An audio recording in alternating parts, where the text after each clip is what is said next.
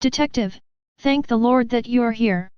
My son has been murdered. Sob, boo-hoo. It's okay, ma'am, we're going to find out who did this. Where is the body? Right through here. I'm warning you though, it's quite graphic. Oh. Oh wow. Sob, boo-hoo. He was in that pose when I found him. Have you ever seen anything like this before? No, can't say that I have. Do you think it's the work of a serial killer? It's too early to know. This must be hard for you to see. Why don't you wait in the hallway while we do some detective work? Sniffle? Okay. Good luck you two. So, officer, any news from forensics? No signs of a struggle, no forceful entry in or out of the room. Right now, there's no reason to believe this was a murder. So, this kid died trying to sample his finger foods? Apparently he choked to death, so he must have gotten a good taste. Heh, nice. How do we break the news to his mother? I mean, should we? She has a right to know what happened. I don't know. If somebody found out my kid died sunking his cost fallacy, I'd probably rather they kept it to themselves. Maybe you're right. I'll just ask her some basic questions. Okay, miss, you can come in now.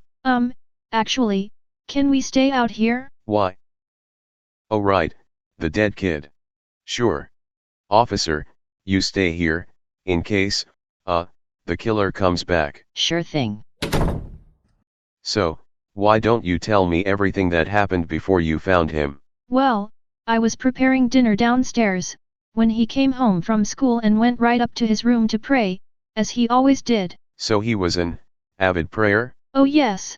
He would pray several times each night. And how do you know that? He would always be sure to let me and his father know when he was going to start, so we'd know not to disturb him. Then of course, you'd hear the loud hymns he played as he did it. Usually he would only pray for a few minutes at a time, but today the hymns just kept playing for almost an hour. So I went up to check on him and, sniffle, that's when I found him. So there wasn't anything particularly out of the ordinary about today? Well, today was the first day he got to take his neck brace off. Oh, he wore a neck brace? For most of the last year. Why is that? He wouldn't tell us what happened, but I think he was praying too hard.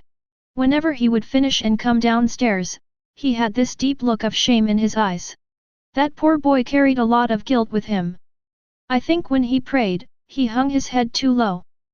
Given how many times he did it a day, it must have been a lot of stress on his neck. And you don't see any correlation between that, and how he might have died? Well, I know these are dangerous times to be a Christian, but I can't imagine any of our neighbors targeting him over that. And you're certain that this was a murder? Are you implying that my son manipulated himself orally to death? I'm just saying there are multiple avenues to explore here. Perhaps he was changing and slipped. I find that very hard to believe, detective. Well, as it stands, there's no evidence of any foul play. Besides the obvious. Then look harder. I know this must be a lot for you to take in, no pun intended, but given the facts we have, this was very likely a self-inflicted act of passion that got out of hand and into mouth. You expect me to believe that my son, model student, head of the social committee, soprano in the church choir, an advanced gymnast, was also some sort of sexual deviant, that snapped his own neck going down for a solo on the old skin flute? Actually, apparently he made it, but ended up choking on his hazard. Oh. Nice. But why would he feel the need to service his gas pump with his guzzler? One can never truly understand what goes on in the mind of a horny teenager. Deep sigh, I suppose you are right. Okay, I'm ready to see him. Okay. Officer, we're coming in. Detective, good to see you here. Where did the other officer go?